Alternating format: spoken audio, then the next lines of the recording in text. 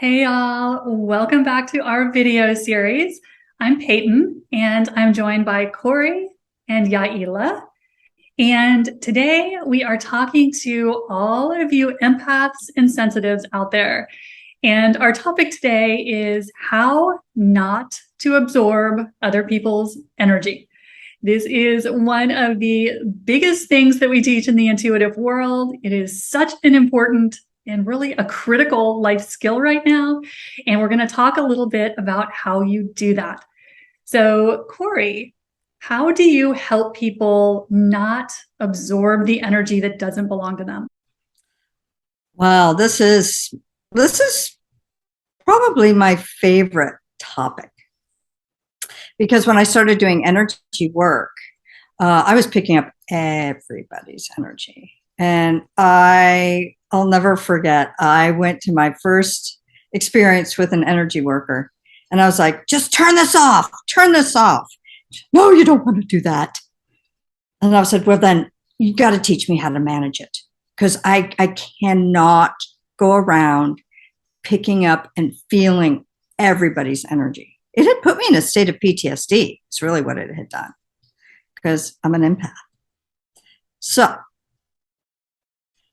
how do you not do that?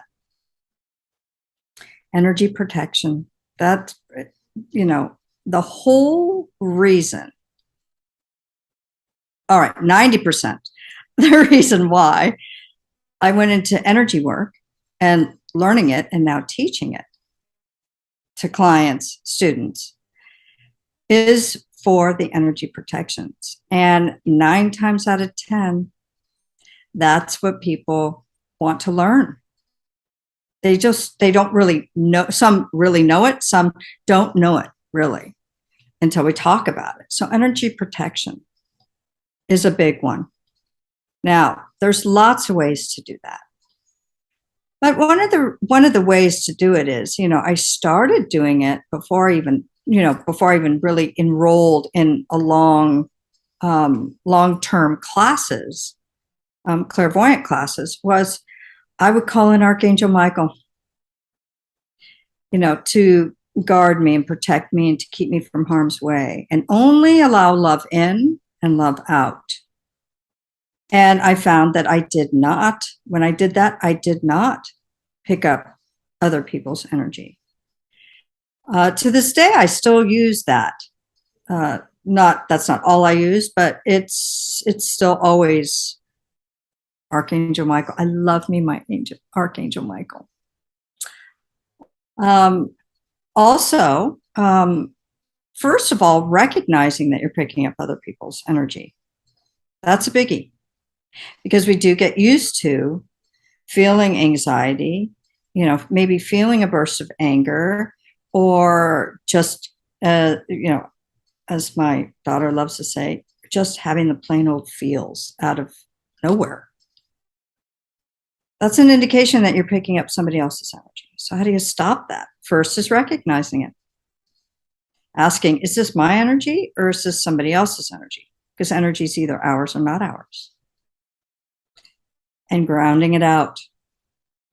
You can ground it out, or you can ask spirit or angels to assist you in taking all that energy that doesn't belong to you out.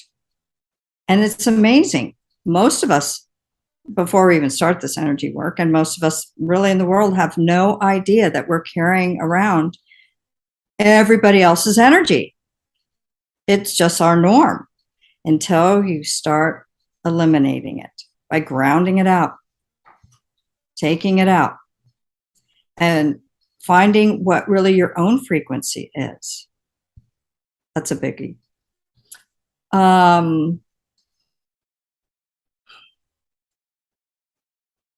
Bubbles are amazing. Love me energy bubbles. Placing myself in a bubble, always helps to protect my energy from picking it up from anybody else. There's a difference between reading energy and going, oh, I can see that energy, are feeling the energy and going, is this mine or is this somebody else's? And there's a difference between feeling it and knowing that it's there and actually taking it on. Our bodies never lie to us.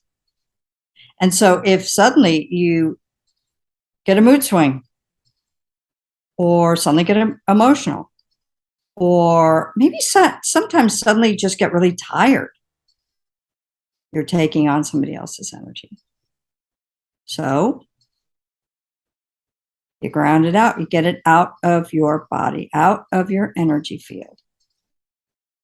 And I think that, you know, I'm going to stick with that one for now. You know, I'm going to see what else you ladies have to say, but you know, I think those are the energy protection, grounding it out.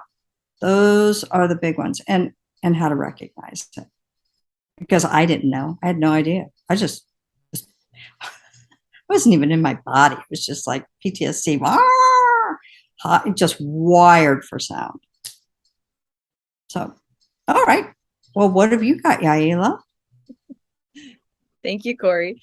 Yeah, I agree with so much with what you were sharing as far as identifying, you know, first and foremost, is this even your energy? So as empaths, and this is luckily a term that's been a little more talked about, but I feel like even if you don't identify as an empath, what happens energetically just as a, you know, living being here on earth, we are exploring the world or learning the world or connecting to different energies all the time. So there's an energy exchange going on. You're giving away some of your energy to people, places, things.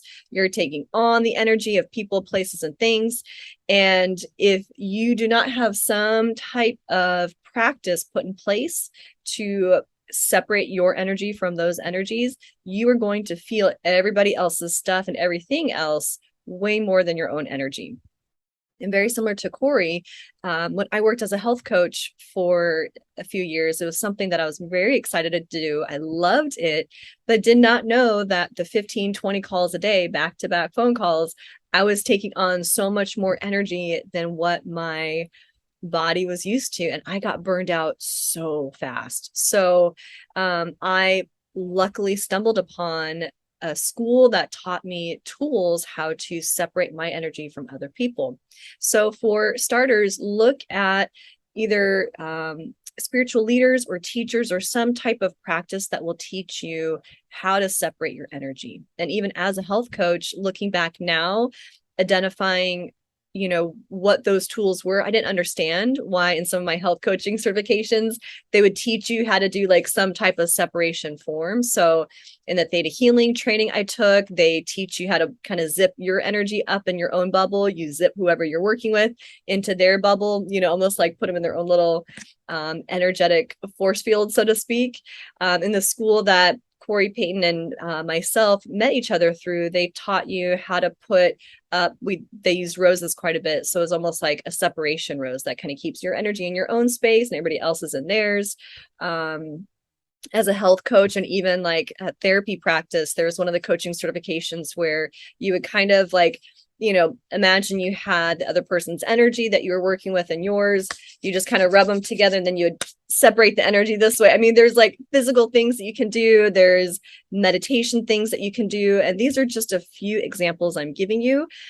So research out there what you resonate with and see what feels in alignment for you and try out some different things. I know the ladies here, as well as myself, we have actual guided meditations that you can follow to help you learn just a way to separate your energy from everyone else.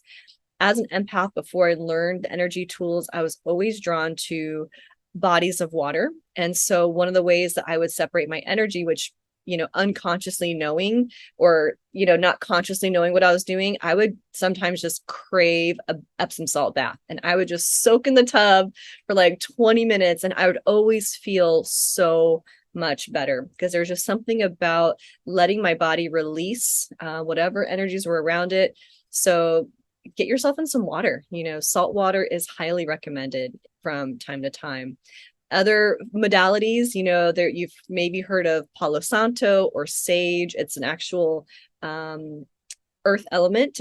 They're plants. One's a tree, one's a plant that you actually light, and you kind of cleanse your aura space with the smoke. It's actually a tradition from native cultures that use it to clear the energy, clear the energy space around you. And when you set your intention, that actually amplifies it, because your intention is everything. So whether you're taking a shower in the morning or at night, you can have the intention that the water washing down your body is also washing away any energy that doesn't belong to you, or any energy that's keeping you out of the present time, is how I like to describe it. So washing away other people's energy that you picked up from different places, because the actual location will have a vibration that sometimes you pick up. And even just old energy that you are growing out of, anything that's keeping you out of present time or is not your energy, just have the intention to let that rinse away and wash away.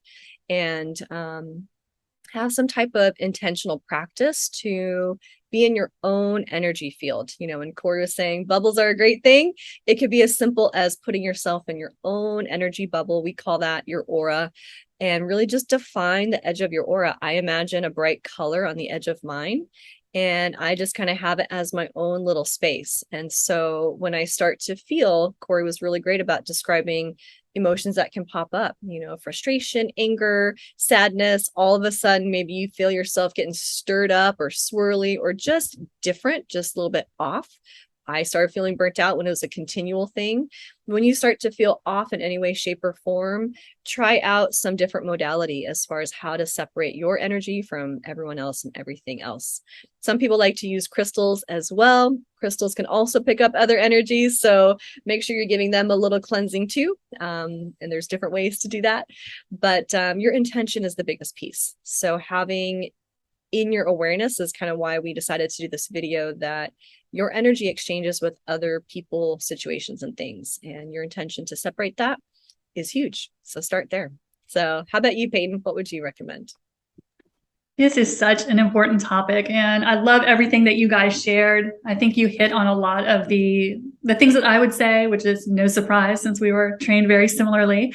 But to me, energy protection is probably the most important thing right now.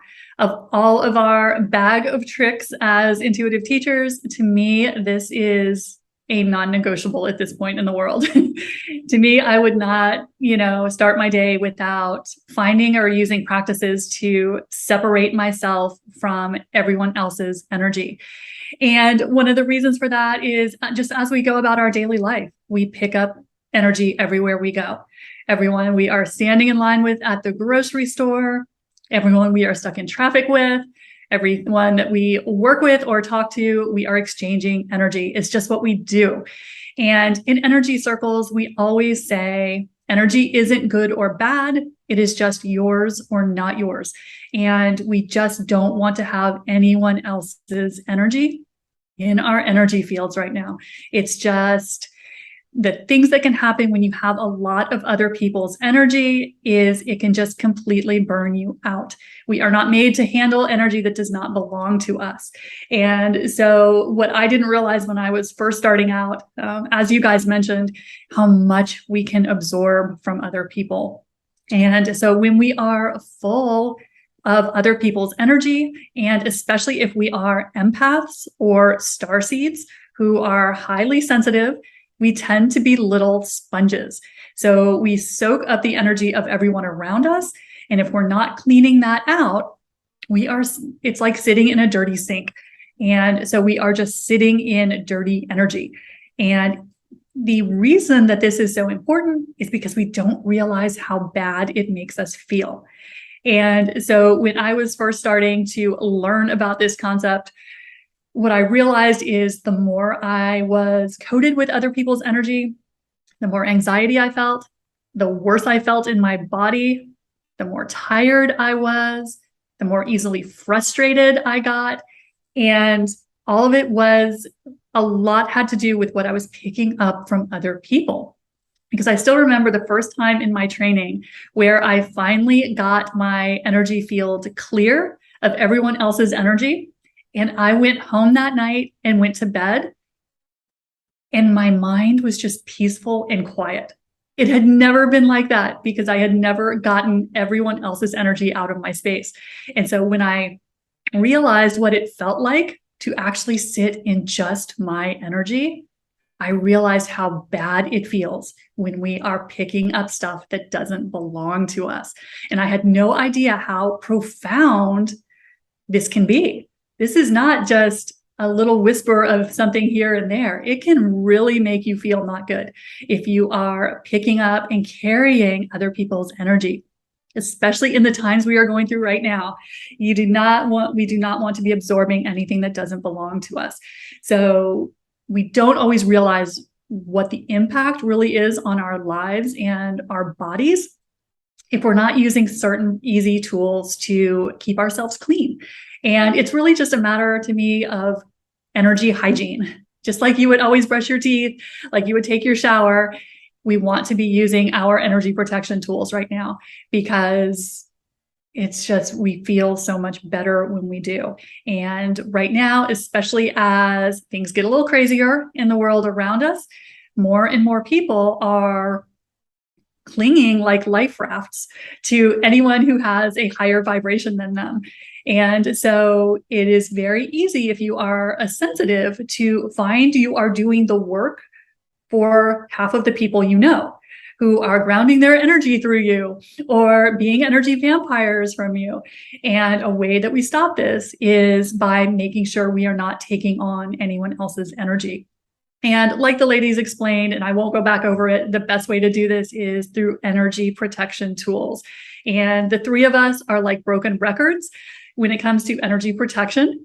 We are on this all the time, but let us know in the comments below, would you like us to do a video on energy protection tools?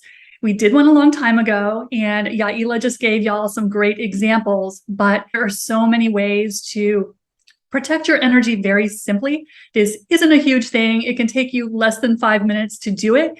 And we can't tell you how important it is in how you will feel every day. So let us know in the comments if you would like us to do a whole video on energy protection tools, and we will hook you up.